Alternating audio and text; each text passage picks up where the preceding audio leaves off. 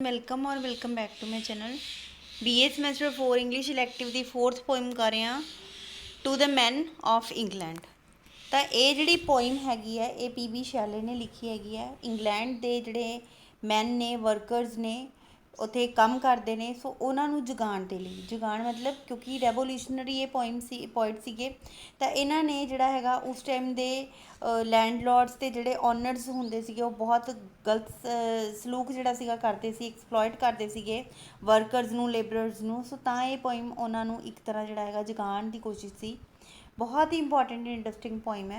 सो परसी जड़े होए ने, Percy by Shelley was one of the well known poet of the romantic period. एक आप कह सकते कि रोमांटिक पीरियड के पोइट होए ने। He wrote many poems related to romance and nature, romance and nature के रिलेटेड बहुत सारिया पोइम्स लिखिया। His masterpiece song to the men of England, तो वह मास्टर पीस है ये। He showed his skill brilliantly, ਅਤੇ ਬਹੁਤ ਹੀ ਅਦਭੁਤ ਤੌਰ ਦੇ ਉੱਤੇ ਬ੍ਰਿਲੀਅੰਟਲੀ ਉਸਨੇ ਇਸ ਸਕਿੱਲ ਦਾ, ਪੋਇਟਰੀ ਦਾ ਇਸ ਪੋਇਮ ਦੇ ਵਿੱਚ ਯੂਜ਼ ਕੀਤਾ। He was a revolutionary poet as well, ਇੱਕ ਰੈਵੋਲੂਸ਼ਨਰੀ ਮਤਲਬ ਕ੍ਰਾਂਤੀਕਾਰੀ ਪੋਇਟ ਵੀ ਹੋ ਰਹੇ ਨੇ। In this poem Shelley is asking to the 19th century's peasants and the workers of England। ਤਾਂ ਇਸ ਪੋਇਮ ਦੇ ਵਿੱਚ PB ਸ਼ੈਲੇ ਜਿਹੜੇ ਨੇ ਕੁਐਸਚਨਿੰਗ ਕਰ ਰਹੇ ਨੇ, ਪੁੱਛ ਰਹੇ ਨੇ 19th ਸੈਂਚੁਰੀ ਦੇ ਪੀਜ਼ੈਂਟ ਕਿਸਾਨਾਂ ਤੋਂ ਅਤੇ ਵਰਕਰਸ ਤੋਂ ਇੰਗਲੈਂਡ ਦੇ ਵਿੱਚ ਜਿਹੜੇ ਕੰਮ ਕਰਦੇ ਸੀ। He is asking why they are not raising their voice against the exploitation by landlords and owners. ਉਹ ਕੁਐਸਚਨ ਪੁੱਛ ਰਹੇ ਨੇ, ਕਹਿੰਦੇ ਤੁਸੀਂ ਜਿਹੜੇ ਹੈਗੇ ਆਪਣੀ ਵੋਇਸ ਕਿਉਂ ਨਹੀਂ ਰੇਜ਼ ਕਰਦੇ, ਆਪਣੀ ਆਵਾਜ਼ ਕਿਉਂ ਨਹੀਂ ਚੁੱਕਦੇ, ਤੁਹਾਡਾ ਸ਼ੋਸ਼ਣ ਹੋ ਰਿਹਾ, ਕੌਣ ਕਰ ਰਿਹਾ ਹੈਗਾ, ਲੈਂਡਲੋਰਡਸ ਅਤੇ ਓਨਰਸ। ਅਤੇ workers and poor peasants are being used and getting nothing in return. ਹੁਣ ਜਿਹੜੇ ਪੂਅਰ ਪੀਜ਼ੈਂਟ ਹੈ, ਗਰੀਬ ਕਿਸਾਨ ਨੇ, ਮਜ਼ਦੂਰ ਨੇ, ਉਹਨਾਂ ਦਾ ਐਕਸਪਲੋਇਟੇਸ਼ਨ ਹੋ ਰਿਹਾ ਹੈ ਔਰ ਉਹਨਾਂ ਨੂੰ ਬਿਨਾਂ ਕੁਛ ਦਿੱਤੇ ਕੁਝ ਰਿਟਰਨ ਕਰੇ ਲਾਈਕ, ਤਾਂ ਬਹੁਤ ਹੀ ਜ਼ੀਰੋ ਦੇ ਬਰਾਬਰ ਉਹਨਾਂ ਨੂੰ ਪੈਸੇ ਦਿੱਤੇ ਜਾਂਦੇ ਸੀ, ਕੰਮ ਬਹੁਤ ਗੁਲਾਮਾਂ ਵਾਂਗੂ ਕੰਮ ਕਰਵਾਇਆ ਜਾਂਦਾ ਸੀ। ਤਾਂ ਕਹਿੰਦੇ ਤੁਸੀਂ ਐਕਸਪਲੋਇਟ ਹੋ ਰਹੇ ਹੋ, ਸ਼ੋਸ਼ਿਤ ਹੋ ਰਹੇ ਹੋ, ਤੁਸੀਂ ਆਵਾਜ਼ ਕਿਉਂ ਨਹੀਂ ਚੱਕ ਰਹੇ। In this poem, Shelley has used different poetical devices to make this poem stand out। ਇਸ ਪੋਇਮ ਦੇ ਵਿੱਚ PB ਸ਼ੈਲੀ ਨੇ ਬਹੁਤ ਡਿਫਰੈਂਟ ਪੋਇਟੀਕਲ ਡਿਵਾਈਸਿਸ ਯੂਜ਼ ਕੀਤੇ ਨੇ ਤਾਂ ਕਿ ਉਹਨਾਂ ਦੀ ਪੋਇਮ ਜਿਹੜੀ ਹੈਗੀ ਸਟੈਂਡ ਆਊਟ ਕੰਡੀਸ਼ਨ ਦੇ ਵਿੱਚ ਰਵੇ।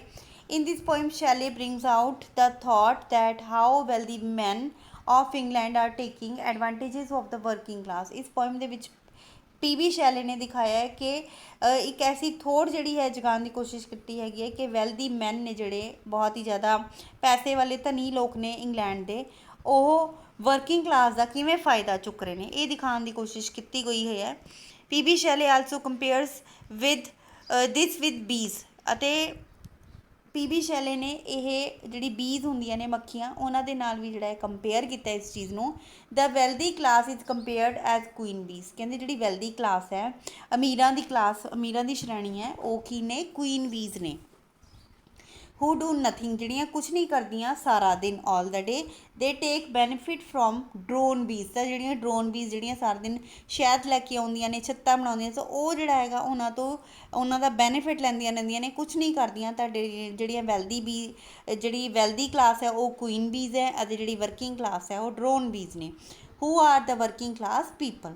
ਸ਼ੈਲੇ has use the bees as ਮੈਟਾਫੋਰ। ਤਾਂ ਬੀ ਨੂੰ ਜਿਹੜਾ ਹੈ ਮੈਟਾਫੋਰ ਦੇ ਵਾਂਗੂ ਯੂਜ਼ ਕੀਤਾ ਹੈਗਾ, ਮੈਟਾਫੋਰ ਯੂਜ਼ ਕੀਤਾ to make us understand what he is actually trying to say in this poem. ਤਾਂ ਅਸੀਂ ਐਕਚੁਅਲੀ ਸਮਝਦੇ ਕਿ ਉਹ ਕੀ ਕਹਿਣ ਦੀ ਕੋਸ਼ਿਸ਼ ਕਰ ਰਿਹਾ। ਤਾਂ ਮਤਲਬ ਜਿਵੇਂ ਬੀਜ਼ ਕੰਮ ਕਰਦੀਆਂ ਨੇ, ਡਰੋਨ ਬੀਜ਼, ਅਤੇ ਰਾਣੀ ਮੱਖੀਆਂ ਜਿਹੜੀਆਂ ਹੁੰਦੀਆਂ ਨੇ ਉਹ ਬੈਠੀਆਂ ਰਹਿੰਦੀਆਂ ਨੇ। ਸੋ ਇਹ ਜਿਹੜਾ ਹੈਗਾ ਆਪਾਂ ਨੂੰ ਕੰਪੈਰੀਜ਼ਨ ਕਰਕੇ ਦਿਖਾਇਆ ਗਿਆ। Shelley is asking to the workers why the skillfully work in pitiable conditions in the England। ਤੇ ਸ਼ੈਲੀ ਇਹ ਵੀ ਦੱਸਣ ਦੀ ਕੋਸ਼ਿਸ਼ ਕਰ ਰਿਹਾ ਵਰਕਰਸ ਤੋਂ ਕਿ ਕਿੱਦਾਂ ਸਕਿਲਫੁਲੀ ਵਰਕਰਸ ਨੇ ਜਿਹੜੇ ਉਹ ਪਿਟੀਬਲ ਕੰਡੀਸ਼ਨ ਦੇ ਵਿੱਚ ਨੇ। ਸਕਿਲਫੁਲੀ ਵਰਕਰਸ ਪਾ ਦਿਓ ਇੱਥੇ, ਠੀਕ ਹੈ। ਜੋ ਸਕਿਲਫੁਲੀ ਵਰਕਰਸ ਨੇ ਉਹ ਕਿੱਦਾਂ ਪਿਟੀਏਬਲ, ਮਿਜ਼ਰੇਬਲ ਕੰਡੀਸ਼ਨ ਦੇ ਵਿੱਚ ਨੇ ਇੰਗਲੈਂਡ ਦੇ ਵਿੱਚ। ਐਜ਼ ਲੈਂਡ ਲੋਰਡਸ, ਜਿਵੇਂ ਕਿ ਲੈਂਡ ਲੋਰਡਸ ਹੋ ਗਏ, ਓਨਰਸ ਹੋ ਗਏ, are responsible for their poverty. ਉਹਨਾਂ ਦੀ ਗਰੀਬੀ ਦਾ ਜ਼ਿੰਮੇਵਾਰ ਕੌਣ ਹੈ, ਲੈਂਡ ਲੋਰਡਸ ਅਤੇ honours. He also ask that why high class people wear clothes made by working people। ਉਹ ਇਹ ਵੀ ਕਹਿੰਦੇ ਕਿੱਦਾਂ ਜਿਹੜੀ ਹਾਈ ਕਲਾਸ ਪੀਪਲ ਨੇ ਉਹ ਗਰੀਬਾਂ ਦੇ ਬੁਣੇ ਹੋਏ, ਵਰਕਿੰਗ ਕਲਾਸ ਦੇ ਬੁਣੇ ਹੋਏ ਜਿਹੜੇ ਲੋਕਾਂ ਦੇ ਕੱਪੜੇ ਹੈਗੇ ਨੇ, ਠੀਕ ਹੈ, ਜਿਹੜੇ ਉਹ ਬੁਣਦੇ ਨੇ, ਉਹ ਕਿਵੇਂ ਪਹਿਨ ਸਕਦੇ ਨੇ, ਠੀਕ ਹੈ, ਕਿੱਦਾਂ ਉਹਨਾਂ ਨੇ ਜਿਹੜਾ ਹੈਗਾ ਹਾਈ ਕਲਾਸ ਲੋਕ ਨੇ ਜਿਹੜੇ ਉਹ ਕੱਪੜੇ ਪਾਉਂਦੇ ਨੇ ਜਿਹੜੇ ਬਣਾਏ ਹੋਏ ਨੇ ਵਰਕਿੰਗ ਕਲਾਸ ਪੀਪਲ ਦੇ। Shelley also describes that revolution can be hard and bloody, but they should raise their voice। ਉਹ ਇਹ ਵੀ ਕਹਿੰਦਾ ਕਹਿੰਦੇ ਰੈਵੋਲੂਸ਼ਨ ਕ੍ਰਾਂਤੀ ਜਿਹੜੀ ਹੈਗੀ ਆ ਉਹ ਬਹੁਤ ਹੀ ਜ਼ਿਆਦਾ ਹਾਰਡ ਹੈ, ਸਖਤ ਹੈ, ਬਲੱਡੀ ਖੂਨ ਖਰਾਬੇ ਵਾਲੀ ਹੋ ਸਕਦੀ ਹੈ, ਪਰ ਉਹਨਾਂ ਨੂੰ ਆਪਣੀ ਵੋਇਸ ਜਿਹੜੀ ਹੈ ਬਹੁਤ ਕਹਿ ਸਕਦੇ ਆਪਾਂ ਕਿ ਰੇਜ਼ ਕਰਨੀ ਚਾਹੀਦੀ ਹੈ, ਆਵਾਜ਼ ਉਠਾਉਣੀ ਚਾਹੀਦੀ ਹੈ। ਇਨ ਲਾਸਟ ਸਟੈਂਜ਼ਸ, ਆਖਰੀ ਵਾਲੇ ਸਟੈਂਜ਼ਸ ਦੇ ਵਿੱਚ ਜਿਹੜਾ ਹੈਗਾ ਪੋਇਟ ਕੀ ਕਹਿ ਰਿਹਾ ਹੈ, that if they do not do this, ਅਗਰ ਉਹ ਐਸਾ ਨਹੀਂ ਕਰਨਗੇ, ਆਪਣੀ ਆਵਾਜ਼ ਨਹੀਂ ਚੁੱਕਣਗੇ ਐਕਸਪਲੋਇਟੇਸ਼ਨ ਦੇ ਖਿਲਾਫ, they are digging there on graves, ਉਹ ਆਪਣੀਆਂ ਕਬਰਾਂ ਖੁਦ ਖੋਦ ਰਹੇ ਨੇ। ਠੀਕ ਹੈ, ਖੁਦ ਖੋਦ ਰਹੇ ਨੇ। ਗ੍ਰੇਵਸ ਕੀ ਹੁੰਦਾ ਹੈ? ਕਬਰਾਂ। ਡਿਗਿੰਗ ਮਾਨੇ ਖੋਦਣਾ।